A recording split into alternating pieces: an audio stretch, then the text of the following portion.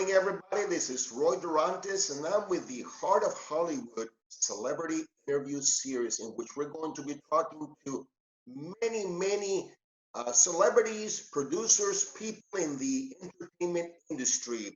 This is brought to you thanks to our CEO, Giovanna Salos, who had the vision to run Heart of Hollywood Productions. This morning, we're going to be talking to a special guest, Jaimie Beebe, who's going to talk to us about what it takes to do casting during COVID-19 days. Good morning, Jaimie.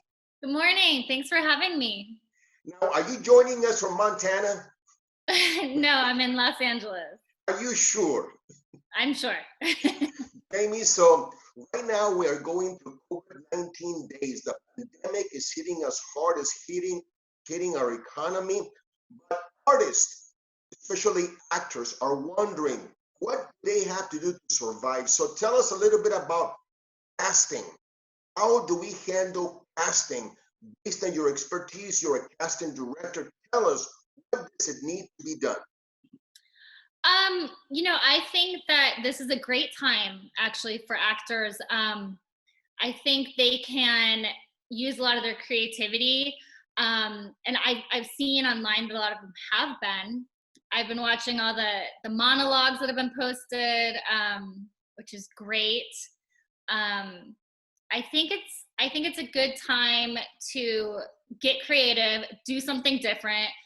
For an actor to maybe go outside the comfort zone, put themselves out there a little bit more. Now, Jaimie, what kind of equipment would a person need to do his own casting reel, and how does that work? Walk us through the process. Do you mean like to do a self-tape? That's correct. As long as they have good lighting, I think that's really important. And lighting is pretty inexpensive. You can get a ring light online.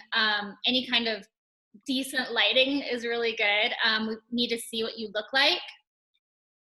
And nowadays you can easily tape off of a cell phone and send something like that in. It's quite simple. As long as you're not holding the cell phone, you have it on a tripod or something, I think it's perfectly fine. You don't need to spend a lot of money to do a self-tape. Jaimie, you've been a casting director for over 10 years. Tell us a little bit about your experience and how you have handled submitted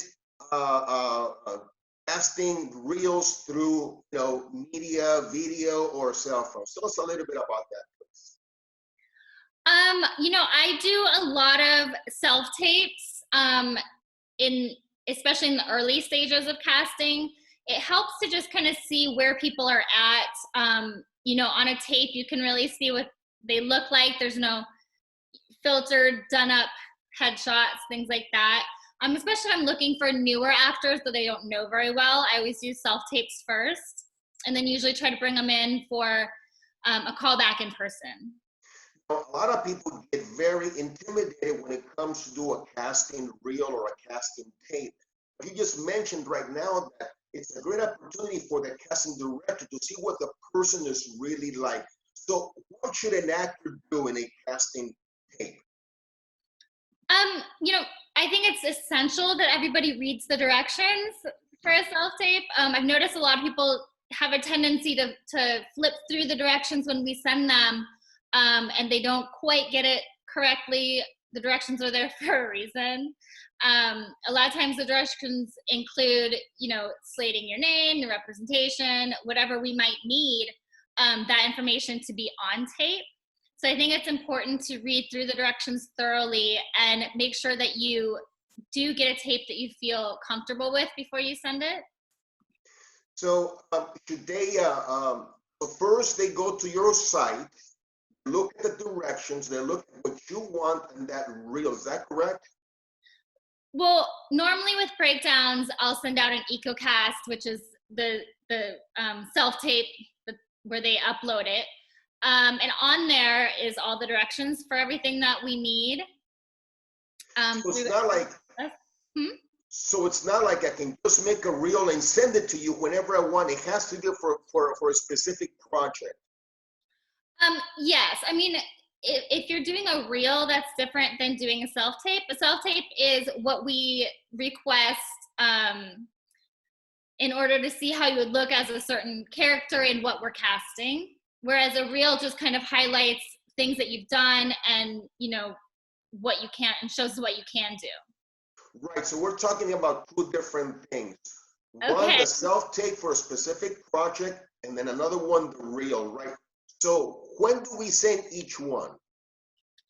A reel is something that you're gonna probably post on your, like the actor will post on their personal website, or sometimes we request it from agents or managers so we can know, you know, so we can get an idea of what the actor is like before we request a self-tape. It's kind of the first step, so we can kind of see what we're looking at before we ask for more information.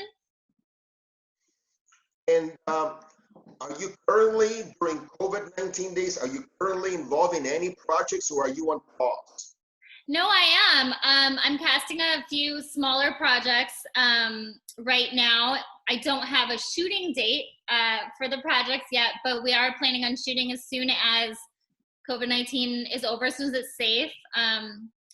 And, you know, we're moving forward with casting so that we're ready as soon as we can. So I guess what you're saying is any actor can take advantage of this downtime, if we can call it that.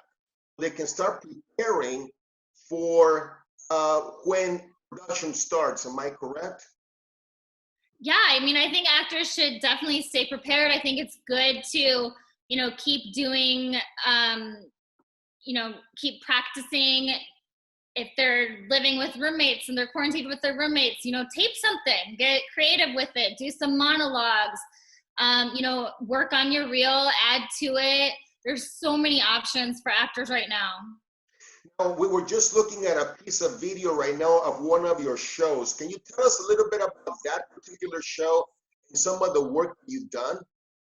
Sure. So I also have a podcast called Strictly Stalking. Me and my co-host, Jake Deptula, we interview people that have survived stalking. And we're with Cast Media. And we just kind of, you know, we're there to help people who are going through stalking. I think it's a very underreported crime, and people often don't know where to turn or how to get help.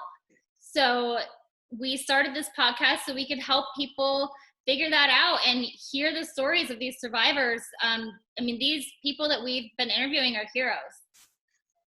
That is awesome. That is something that we need to know. We need to, you know, let people aware that nobody should be a victim if they are in the film or entertainment industry. Is that correct?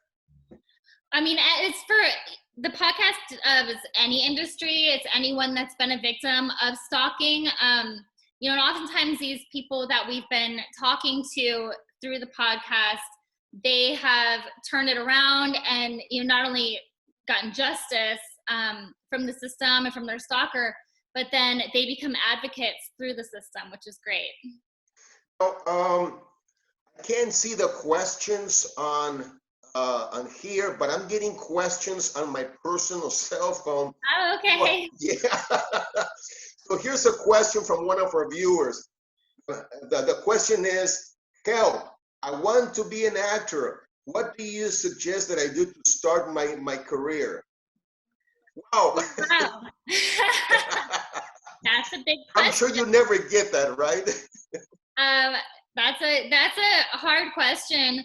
I think it takes a lot of passion for actors, and it's a lot of training. It's so much hard work. I would definitely say, you know, classes, school, join a comedy troupe, join, you know, a group of friends that are already doing it, go out and meet people that are working on the same thing that you're working. I think that's kind of step one. Well, here's another question. This person, I have a little following in Imperial Valley, so a lot of these questions are going to be local, okay? So this is what people know me. So this person says, I'm not a very handsome person. Does that matter when it comes to filmmaking? I don't want to give my name. Okay.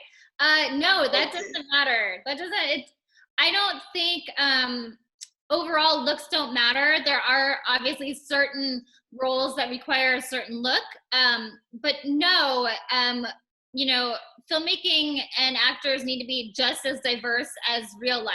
So no matter what you look like, it should reflect the diversity of real life.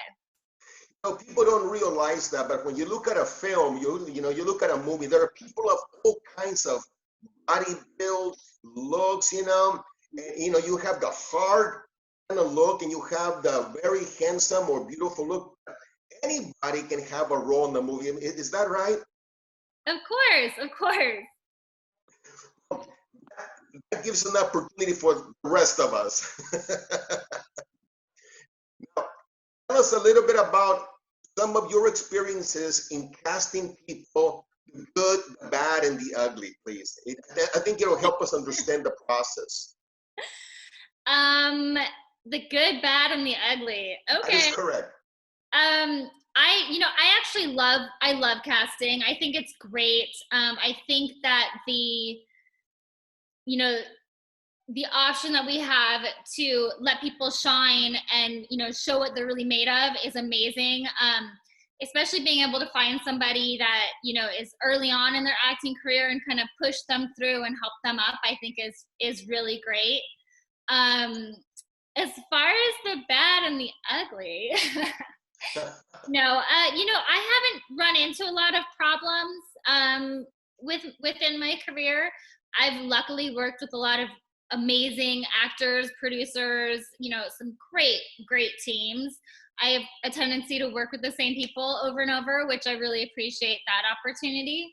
I think that, as far as like maybe things that actors, should do would be, just keep going, keep the passion going, keep putting yourself out there. But for the good and the bad and the ugly, I think it's mostly been great for me. It's awesome. I have another question from another viewer. This one is from Martha Palomino in San Clemente. She wants to know, how do you plan to do casting while practicing social distancing?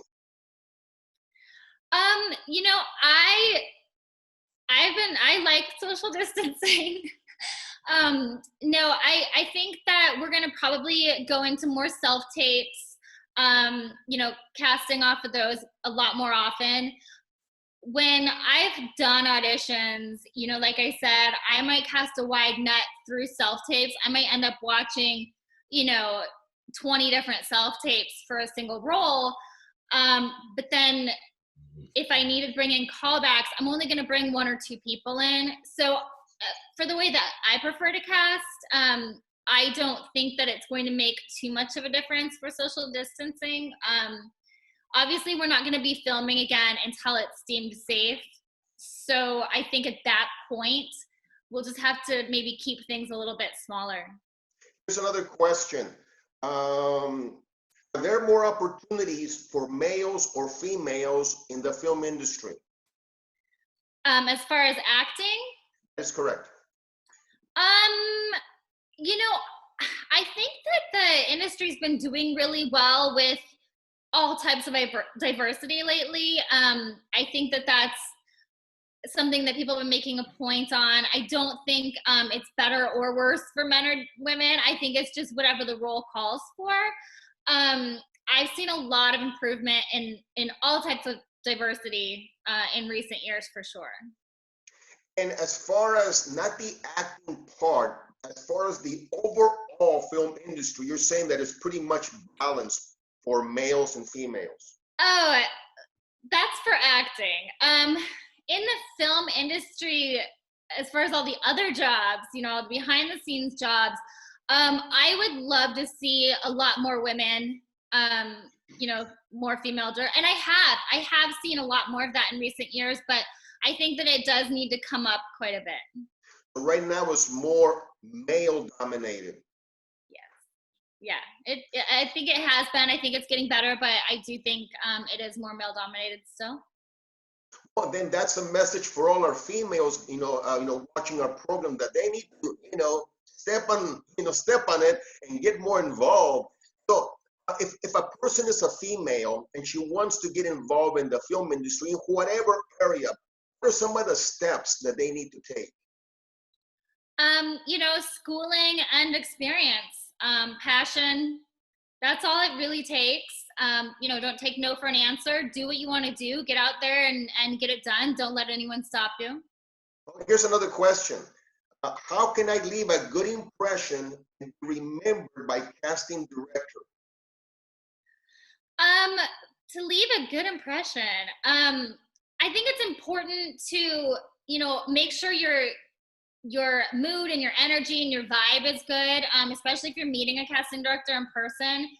I've had people come in and I can tell they're just off. They're, maybe they had a bad day. I get that. But you're actors, so act like you had a great day. You want to keep your vibe up, keep everything good in the room. Don't say anything controversial. Don't, just be cool. Jaimie, you have been so incredibly helpful. I'm sure that people may have more questions. Where can they reach you, or is it a good idea for them to reach you? I actually answer a lot of people through social media, through Instagram. My Instagram is feathergirl77. So you can always reach out on there. Pretty easy to get a hold of. Jaimie, you have been wonderful. Thank you so much for joining us. I want to thank our viewers for joining us. I want to give a big shout out to the people at Imperial Valley who have sent us questions. I want to thank CEO of Heart of Hollywood, Giovanna Salos, for putting this project together.